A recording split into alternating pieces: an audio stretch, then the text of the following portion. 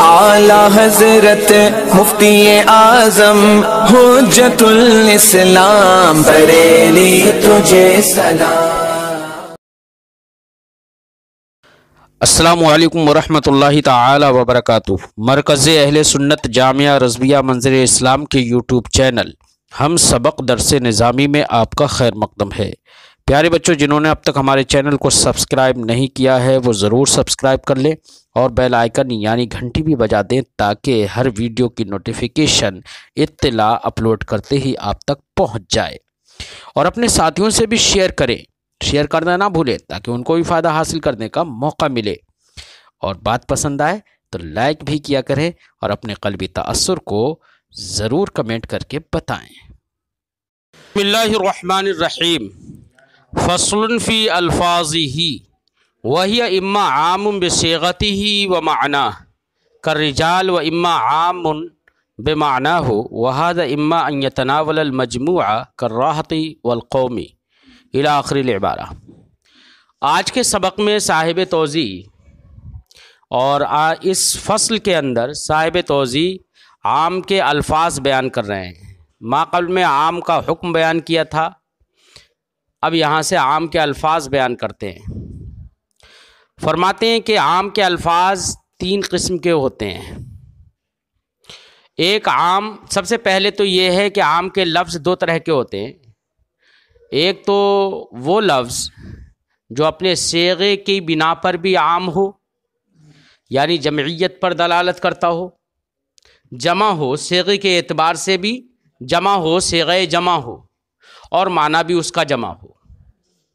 جیسے کہ رجال ہے کہ صیغہ بھی اس کا جمع ہے اور معنی بھی اس کا جمع ہے، تو اس کو کہا جائے گا کہ یہ عام اپنے صیغے سے بھی ہے اور اپنے معنی سے بھی عام ہے، صیغہ اور معنی دونوں سے عام ہے یہ۔ اور ایک صورت یہ ہوتی ہے کہ عام اپنے معنی سے تو ہو لیکن صیغے سے عام نہ ہو، یعنی صیغہ جمع نہ ہو لیکن اس کا معنی عام ہو۔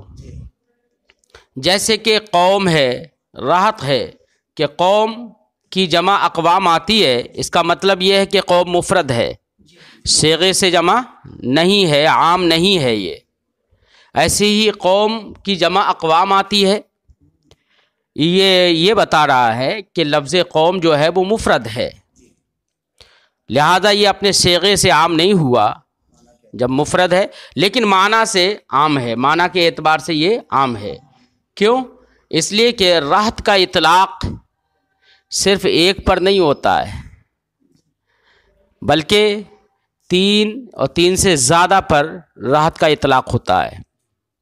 ایسے ہی قوم کوئی ایک فرد کا نام نہیں ہوتا ہے بلکہ قوم کے جتنے افراد ہوتے ہیں اس قوم میں لفظ قوم ان تمام کو شامل ہوتا ہے، اس لیے یہ اپنے معنی کے اعتبار سے تو عام ہیں لیکن لفظ اور صیغے کے اعتبار سے یہ عام نہیں ہے۔ تو الفاظ عام دو طرح کے ہو گئے، ایک وہ کہ جو صیغتاً بھی عام ہو اور معنن بھی عام ہو، اور ایک وہ جو صیغتاً تو عام نہ ہو لیکن معنن عام ہو، دو طرح کے ہو گئے۔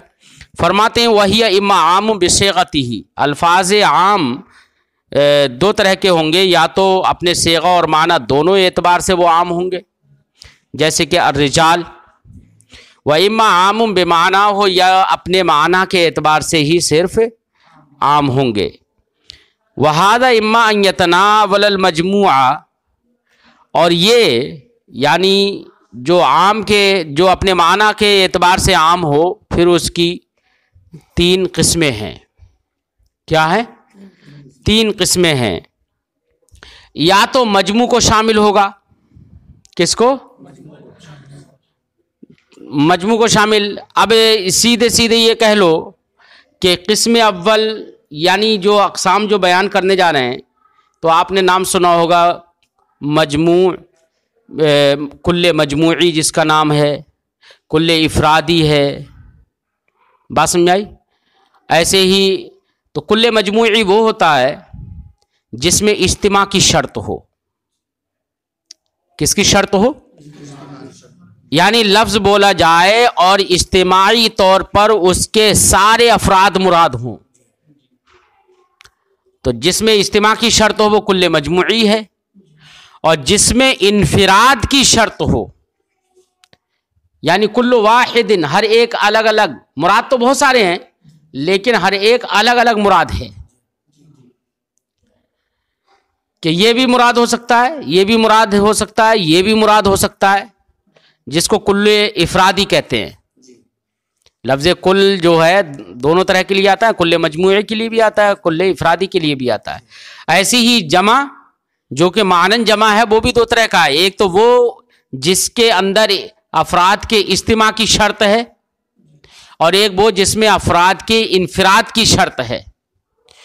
اور ایک قسم وہ نکلے گی جس میں نہ اجتماع کی شرط ہو نہ انفراد کی شرط ہو. بات سمجھ آئی؟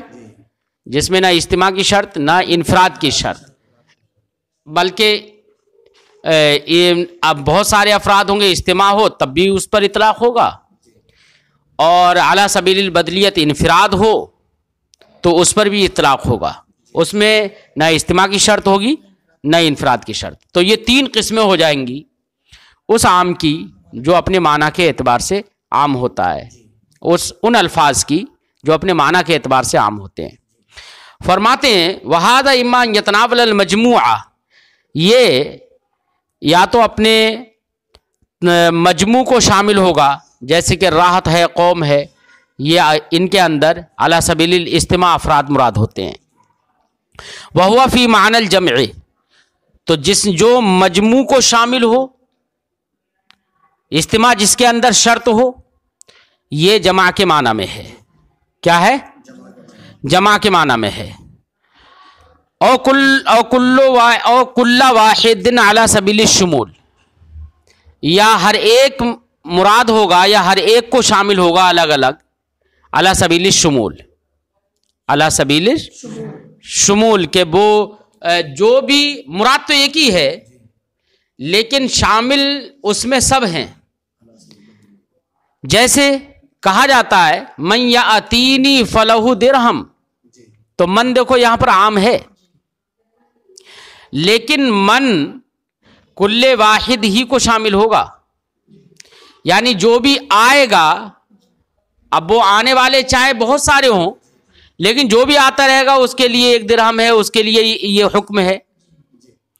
تو یہاں پر علی سبیل الشمول کل واحد کو یہ شامل ہے. جیسے من یاتینی فلہ درہم، او علی سبیل البدل. اب مان لو کوئی جس ہم نے کہہ دیا من یاتینی فلہ درہم، من یحفظ الدرس فلہ جائزہ، جو سبق یاد کرے گا اس کے لیے. تو لفظ من جو ہے کل واحد کو، ہر ایک کو الگ الگ بولا جا رہا ہے، کل واحد پر اس کا اطلاق ہو رہا ہے، کل واحد کو یہ شامل ہے، لیکن اس میں اجتماع شرط نہیں ہے، بلکہ جو بھی یاد کرتا رہے گا ہر ایک کو ملتا رہے گا انعام. یہی تو ہوگا نا. ایسا نہیں ہے کہ تم نے یاد کیا تو تمہیں ملے گا، اگر تم نے یاد نہیں کیا تو اب اس کو ملے گا علی سبیل البدلیت. ایک ہی کو علی سبیل البدلیت میں کیا ہوتا ہے، کسی ایک ہی کو ملتا ہے، اگرچہ بہت سارے افراد اس میں شامل تو ہوتے ہیں لیکن ملتا کسی ایک ہی کو ہے. جیسے من یاتینی اولا فلہ درہم، من یاتینی، من عام ہے جو بھی آئے گا، لیکن اولن جو آئے گا، تو ابتدان دیکھو حکم میں سب شامل ہیں.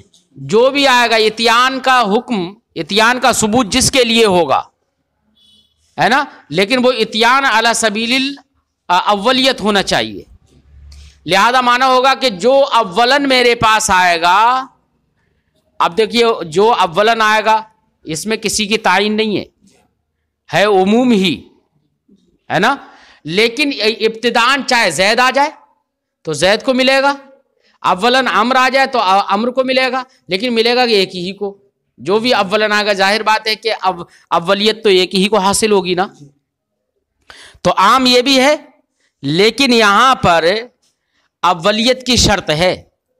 فرماتے ہیں علی سبیل البدل، حکم تو سب کے لیے ہے جو بھی آئے، لیکن جو اولن آئے گا اس کو ملے گا. اس کا مطلب یہ اعلیٰ سبیل البدل ہو گیا. فرماتے ہیں او اعلیٰ سبیل البدل، یا اعلیٰ سبیل البدل شامل ہوگا جیسے کہ من یاتینی اولا فلہ درہم فالجمع وما فی معنی ہو. لہذا جمع جو کہ صیغتاً اور معنن دونوں طرح سے جمع ہوتا ہے وہ، اور جو معنی جمع میں ہو، یہ سارے الفاظ کا یطلق علی الثلاثہ فصاعدا، ان کا اطلاق 3 یا 3 سے زیادہ پر ہوتا ہے، اور اس کا اطلاق 3 یا 3 سے زیادہ پر ہوگا.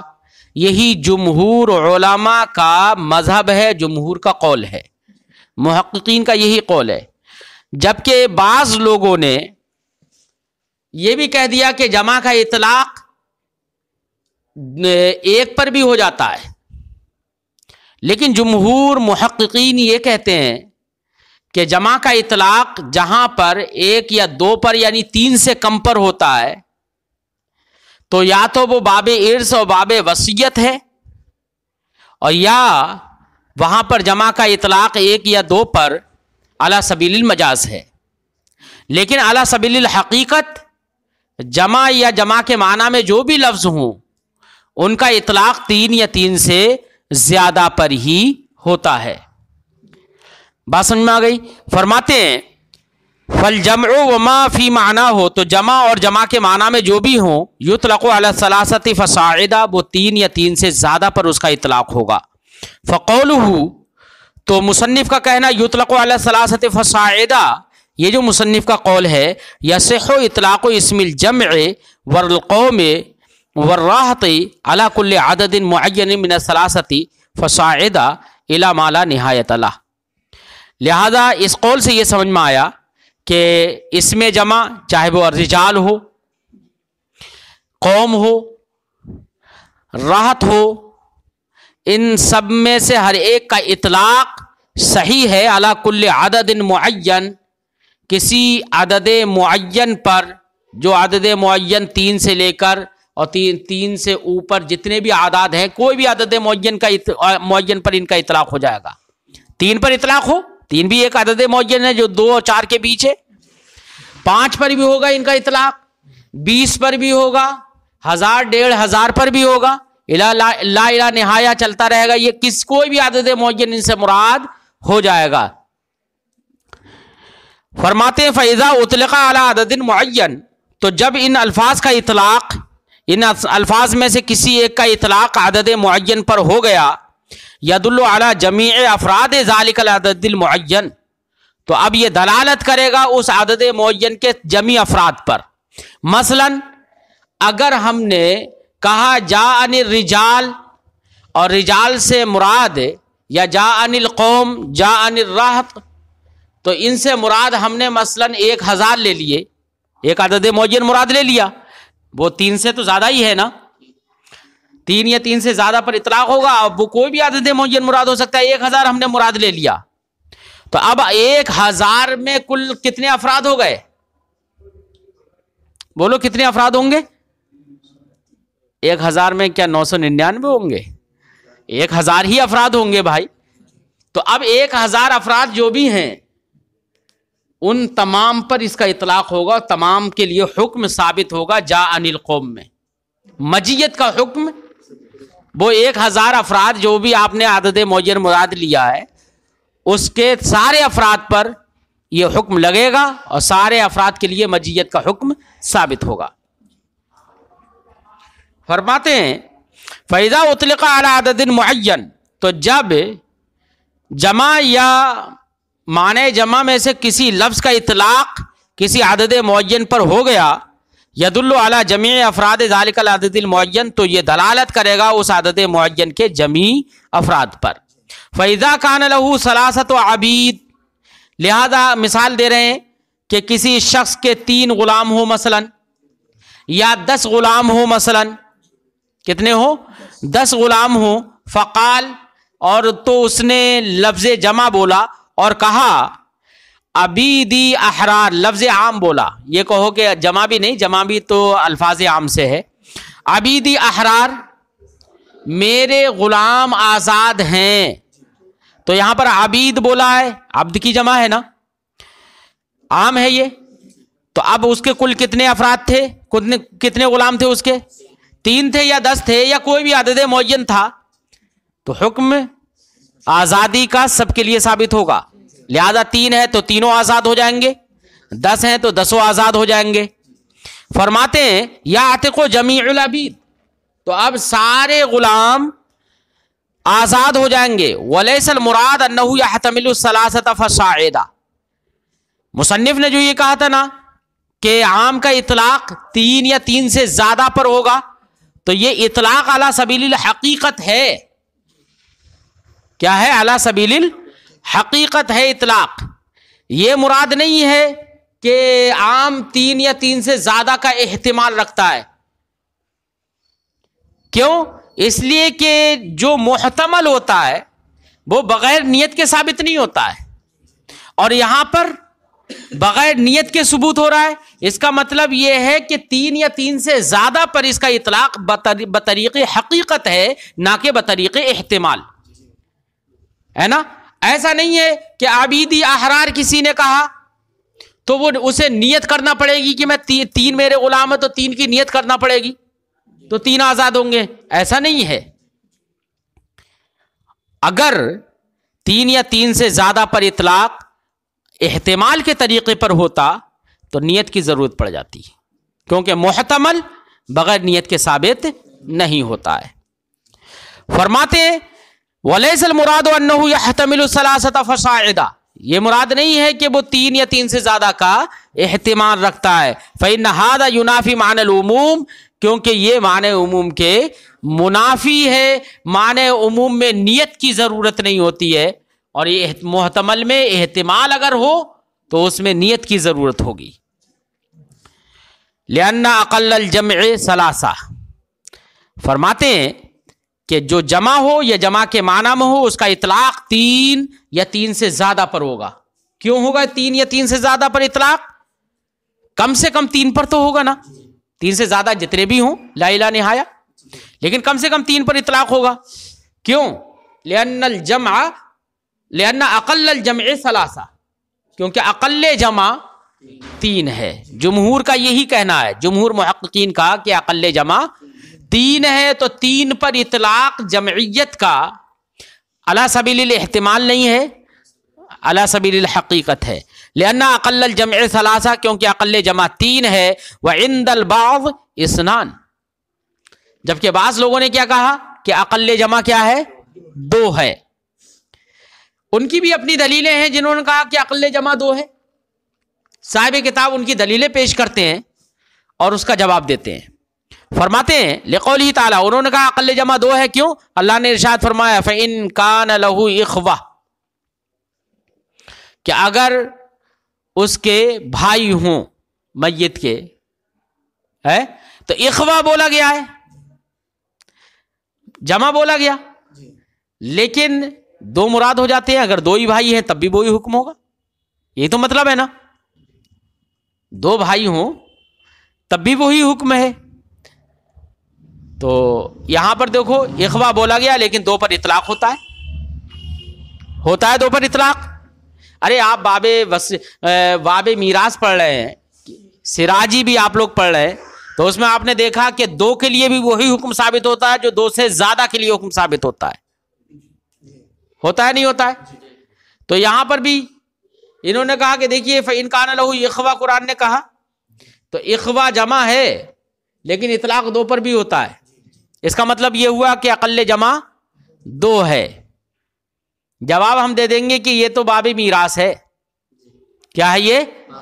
اور باب میراث ہو یا باب وصیت ہو، ان میں 2 جمع کا اطلاق 2 پر ہو جاتا ہے.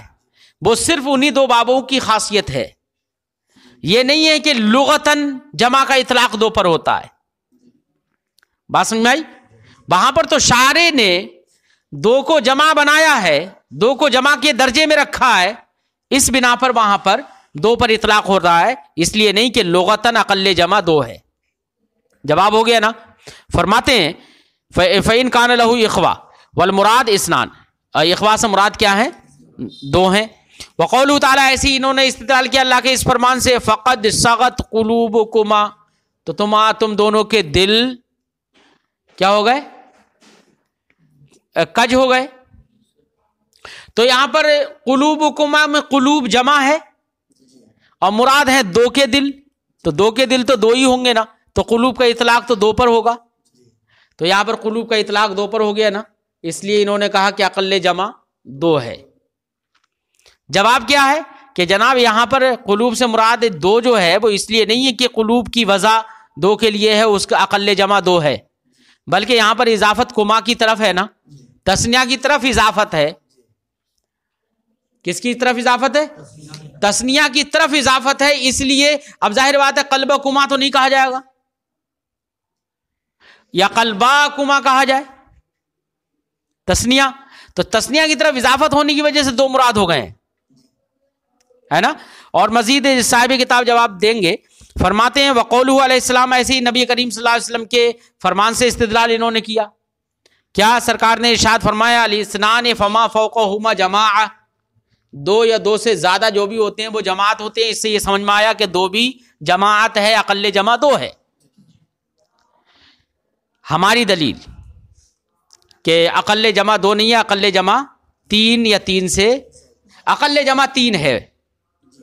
اس کی دلیل فرماتے ہیں اجماع اہل اللغہ، اہل لغت کا اجماع ہے ہماری دلیل، کہ اہل لغت کا اجماع ہے اس بات پر کہ وہ ایک کے لیے ایک مفرد کو وضع کرتے ہیں، انہوں نے دو کے لیے تثنیہ کو وضع کیا ہے، اور دو سے زیادہ کے لیے جمع کی وضع کی ہے. تو اہل لغت نے الفاظ کو الگ الگ معانی کے لیے الگ الگ الفاظ کو وضع کیا ہے. اب اگر دو کے لیے بھی دو کا اسنان تثنیہ کی وضع کر دیے اور پھر بھی ہم جمع سے اقل جمع دو ہی مراد لیں، تو پھر یہاں پر جس کے لیے وضع کی اس میں خلل واقع ہوگا نہیں ہوگا، ہے نا، اس کے خلاف ہوگا. واضعین نے تو دو کے لیے تثنیہ کو وضع کیا، جمع کو دو سے زیادہ کے لیے وضع کیا، اور اس کو بھی آپ دو پر محمول کریں تو وضع کے خلاف ہو جائے گا نا. اس لیے اہل لغت کا اجماع ہے اس بات پر کہ ہر ایک کے لیے الگ الگ الفاظ وضع ہیں.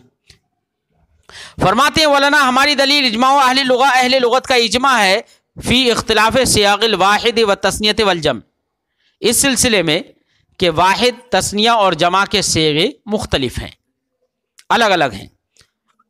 ٹھیک ہے، ایک دلیل ہماری یہ ہو گئی. اب جواب دے رہے ہیں، فرماتے ہیں ولا نزاع فی الارث والوصیہ ان فان کان لہ اخوہ یا الاثنان فما فوقہما جماعہ. جو حدیث پاک آپ نے پیش کی تھی اور آیت کریمہ پیش کی تھی، تو ان کا جواب یہ ہے کہ وہ باب وصیت اور باب ارث کی ہے، اور باب وصیت و باب ارث میں کوئی نزاع نہیں ہے، وہاں پر تو بالاتفاق جمع کا اطلاق دو پر ہو جاتا ہے. تو وہ تو شارع کے اطلاق کرنے کی وجہ سے ہے، شارع کے بیان کی وجہ سے ہے، اس لیے نہیں کہ اہل لغت نے اس کو تثنیہ اقل جمع تین سے اقل جمع دو بنا دیا ہے، اس لیے نہیں ہے، بلکہ شارع کے بنانے کے اعتبار سے ہے. وہاں پر فرماتے ہیں ولا نزاع فی الارث والوصیہ، ارث یعنی میراث میں اور وصیت میں کوئی نزاع نہیں ہے. فإن اقل الجمع فیہما اثنان، تو اقل جمع ان دونوں میں دو ہے، لیکن لغت کے اعتبار سے نہیں، وضع کے اعتبار سے نہیں، شارع کے بنانے کے اعتبار سے، کہ شارع نے وہاں پر اقل جمع دو بنا دیا ہے. وقولہ تعالی، اور اللہ رب العزت کا جو یہ فرمان ہے فقد صغت قلوبکما، ہے نا. ایک تو ہم نے بتایا کہ قلوب کی تثنیہ اضافت چونکہ تثنیہ کی طرف ہے، اس کی اضافت کی وجہ سے، مضاف الیہ کی وجہ سے یہاں پر دو مراد ہے، اس لیے نہیں کہ واضح نے قلوب کو وضع کیا ہے دو کے لیے. ٹھیک ہے نا. صاحب کتاب جواب دے رہے ہیں فقط صغت قلوبکما مجازن، یہ کیا ہے؟ مجاز ہے کہ قلوب کا اطلاق تین یا تین سے زیادہ پر ہی ہوتا ہے، لیکن یہاں پر تثنیہ کی طرف اضافت کی وجہ سے دو مراد ہو گیا مجازن. کما یذکر الجمع للواحد، جیسے کہ مجازن رہی مجاز کی بات، تو مجازن جیسے تثنیہ کے لیے بول دیا گیا، ایسی مجازن جمع کا اطلاق تو ہوتا ہے اور مراد ایک بھی ہو جاتا ہے. ارے ہو جاتا ہے نہیں ہو جاتا ہے؟ مراد مجازن تو جمع کا اطلاق ایک پر بھی ہو جاتا ہے. جیسے اللہ رب العزت نے کتنی جگہوں پر، اللہ تو واحد ہے نا، اور کتنی جگہوں پر صیغہ جمع کا لفظ ارشاد فرمایا ہے، انا لہ لحافظون، لحافظون، ہے نا، انا نحن نزلنا الذکر. ارے سب میں صیغہ جمع ایسی قرآن میں بہت ساری جگہوں پر ہے. تو ایسے مجازن تو تعظیم، چاہے وہ مجاز تعظیم کے لحاظ سے اعتبار سے ہو یا کسی اور اعتبار سے ہو، تو مجازن تو جمع کا اطلاق واحد پر بھی ہو جاتا ہے. اردو میں بھی بولا جاتا ہے، دیکھو نظام الدین اولیاء، ہے نا، تو اولیاء اکیلے ہی ہے. اور ہمارے بریلی کے کوئی ایک آدھ جو سیاسی عالم ہے، وہ اہل سیاست کی نظر میں اکیلا بریلوی علماء ہوتا ہے، ہوتا ہے نہیں ہوتا ہے. اخباروں میں آپ نے پڑھا ہوگا بریلوی علماء کا فیصلہ، اور اکیلا ایک ہی ہوتا ہے نا. تو مجازن تو عام کا اطلاق، وہ جمع کا اطلاق ایک پر بھی ہو جاتا ہے. تو وہ دلیل نہیں بن سکتا اس بات کی کہ جمع کا اقل جمع وہ ایک دو ہیں، اس کی دلیل نہیں ہے، وہ تو مجازن اطلاق ہے. فرماتے ہیں والحدیث محمول علی المواریث، اور حدیث پاک جو آپ نے پیش کی تھی استدلال میں الاثنان فما فوقہما جماع، یہ حدیث پاک محمول ہے مواریث پر، میراث جن لوگوں کو ملے گی ان پر محمول ہے نا. وہاں پر یہ باب میراث میں ہے، اور باب میراث میں دو بھی جماعت ہے. یہ حدیث پاک محمول ہے امام کی تقدم کی سنیت پر، کہ امام کو مقتدیوں سے آگے ہونا مسنون ہے. کب؟ اگر ایک مقتدی ہے تب تو پہلو میں کھڑا ہوگا نا، لیکن اگر دو ہو گئے تو آگے بڑھے گا. تو امام کو آگے بڑھنا یہ سنت ہے. اگر دو بھی مقتدی ہو جاتے ہیں تو ان دو مقتدیوں کو بھی جماعت کہا جاتا ہے. سنیت جماعت کے مسنون ہونے پر وہ محمول ہے. فرماتے لہذا یا حدیث پاک محمول ہے علی سنیت تقدم الامام، امام کی تقدم کی سنیت پر. فإنه اذا كان المقتدی واحدا، کیونکہ جب مقتدی ایک ہو یقوم علی جنب الامام، تو وہ امام کے پہلو میں کھڑا ہوگا. وإذا كان اثنین، اور اگر مقتدی دو ہو جائیں یا دو سے زیادہ ہو جائیں، یتقدم الامام، تو امام آگے بڑھ جائے گا. تو یہاں پر دو مقتدیوں کو بھی جماعت کہہ دیا گیا ہے سنیت کے خاطر، کہ مسنون ہے امام آگے رہے. فإنه اذا فرماتے ہیں علی استماع الرفقہ، یہ حدیث پاک محمول ہے استماع رفقہ پر. کس پر؟ رفقہ پر، رفیق کی جمع ہے. کیا ہے استماع رفقہ پر؟ معاملہ یہ ہے ابتدائی اسلام میں مسلمان بہت کم تھے، اور چونکہ ابھی نئے نئے کو کفر و شرک کو چھوڑ کر بہت سارے لوگ ایسے بھی تھے جو کفر و شرک کو چھوڑ کر ابھی اسلام میں داخل ہوئے تھے. تو ابھی ان کے ذہن و دماغ میں شیطان وسوسے ڈالتا رہتا تھا، سمجھے نہیں؟ تو نبی کریم صلی اللہ علیہ وسلم نے اس وقت حکم دیا تھا کہ کوئی ایک آدمی تنے تنہا سفر نہ کرے، کہیں بیچ میں کوئی شیطان آ کے ورگلا دے اسے، ہے نا. دو بھی سفر نہ کریں، بلکہ اکٹھے ہو کر پوری جماعت بن کر، تین یا تین سے زیادہ بن کر سفر کرے، تاکہ بیچ میں کوئی شیطان آ کے نہ ورگلائے. کیونکہ ایک پورے قافلے کو دیکھے گا تو کسی کی ہمت نہیں پڑے گی، سمجھے نہیں. لیکن جب اسلام کو قوت حاصل ہو گئی، مسلمانوں کی تعداد بڑھ گئی، تو اس وقت نبی کریم صلی اللہ علیہ وسلم نے فرمایا الاثنان فما فوقہما جماعہ، کہ آپ دو بھی سفر کر سکتے ہیں اور دو سے زیادہ بھی، کیونکہ اب اسلام کو قوت حاصل ہو چکی، مسلمان بہت سارے ہو چکے ہیں، تو اب کسی کی ہمت نہیں پڑے گی. آپ دو بھی سفر کر سکتے ہیں، اور دو بھی ہوں گے وہ بھی جماعت ہے، دو سے زیادہ ہوں گے وہ بھی جماعت ہے، سمجھے نہیں؟ تو حدیث پاک اس پر محمول ہے. فرماتے ہیں والا اجتماع رفقہ یا دوستوں کی اجتماع پر محمول ہے بعد قوت الاسلام، اسلام کی قوت کے بعد. فإنه لما كان الاسلام ضعيفا نهى النبي صلی اللہ علیہ وسلم عن ان يسافر واحد او اثنان لقوله علیہ السلام. کیونکہ جب اسلام ضعیف تھا تو نبی کریم صلی اللہ علیہ وسلم نے تنہا یا دو کو سفر کرنے سے منع فرما دیا تھا، کیونکہ سرکار نے ارشاد فرمایا تھا الواحد شیطان والاثنان شیطانان، ایک بھی شیطان ہے اور دو بھی شیطان ہیں. یعنی ان کی ذات شیطان نہیں ہے، وہ لوگ شیطان نہیں ہیں. مطلب یہ کہ اکیلا سفر کرے گا تو شیطان وسوسے ڈالے گا یا دوسرے شیطان آ جائیں گے اور وہ برگل آئیں گے. تو فرماتے ہیں تو ایک بھی شیطان ہے دو بھی شیطان ہے، والثلاثۃ رکب، اور تین کیا ہیں؟ وہ پورا قافلہ ہیں. فرماتے ہیں فلما ظاہر قوت الاسلام، تو جب قوت اسلام ظاہر ہو گئی، قوت اسلام نمودار ہوئی، رخصا فی سفر اثنین، تو سرکار نے دو کے سفر میں بھی رخصت دے دی. وانما حملناه علی احد هذه المعانی، اب مسئلہ یہ ہے کہ ان ظاہری نصوص کو ہم نے ان معانی پر محمول کیا، کسی کو وصیت پر محمول کیا، کسی کو میراث پر محمول کیا، کسی کو اور تقدم سنیت امام پر محمول کیا یا اجتماع رفقہ پر محمول کیا. تو ان پر ہم نے محمول کیوں کیا؟